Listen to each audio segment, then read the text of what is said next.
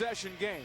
They need a 3 to tie with 17.1 seconds left, but they don't have to go for a 3 here. There's enough time to score quickly and then foul.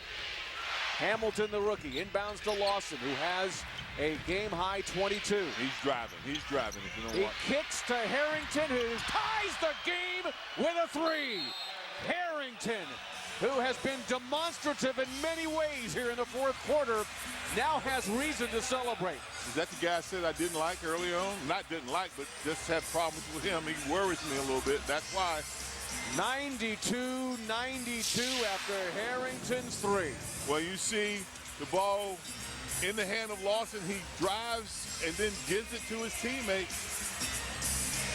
And Harrington has 14 off the bench and looking at the crowd and says, boom, but hey, there's 10 seconds remaining. New Orleans is at home.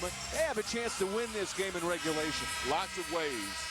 With the 2, from the line, with the 3, all kinds of ways to win this thing. In 10 seconds, that's a long time to run a play. Eric Gordon has only played 2 games prior to today.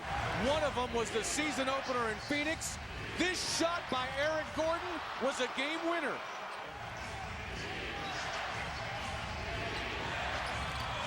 Will they go to Gordon again?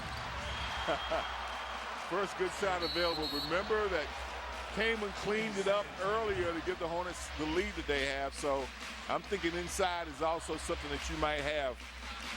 First things first, the Hornets do have a 20-second timeout if Ariza has trouble inbounding.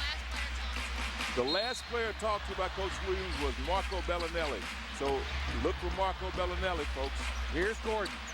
Gordon with 5. Will he give it up? Working on a Flalo with 3, with 2. Stops, fakes, fouled! He's fouled, and Gordon can give the Hornets the lead at the line.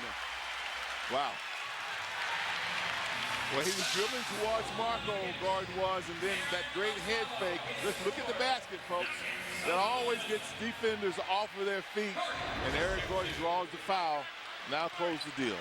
Flalo fouls. Even if he makes both, 2.1 seconds left in the game. And the Nuggets do have a timeout. Gordon gives the Hornets the lead. 14th point in his 33rd minute against George Karl's crew. One more free throw for Gordon. Denver undoubtedly will call a timeout for a final play and to get it front court.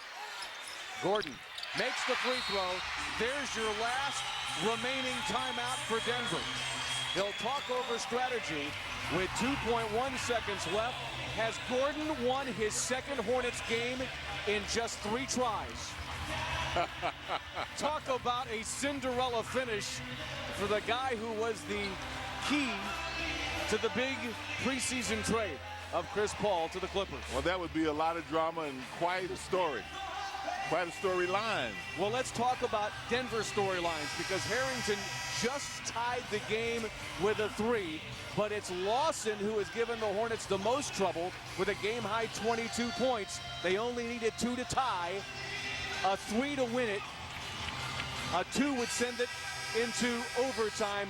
Who would you go to if you're George Karl? I put the ball in Lawson's hand because you're right. You only need a 2-point basket, and if they collapse on him as quick as he is, he can get to the basket. If they collapse on him, then he can hit a teammate. I'd make sure that Harrington wasn't the guy that caught the ball, though. Brewer will be the trigger man. Monty Williams will bring Jason Smith onto the floor as he takes out Xavier Henry, or does he? He takes out Xavier Henry, and Ariza said, I want to take Harrington, but the Hornets get a bigger cover on Harrington underneath. Ariza instead defends Brewer, who can't shoot. Here's the out-of-bounds play. It's intercepted by Smith. It's intercepted by Smith, and the substitution works perfectly for Monty, and the Hornets win. And Denver loses on a turnover. 94-92. This one belongs to the Bees. What a finish.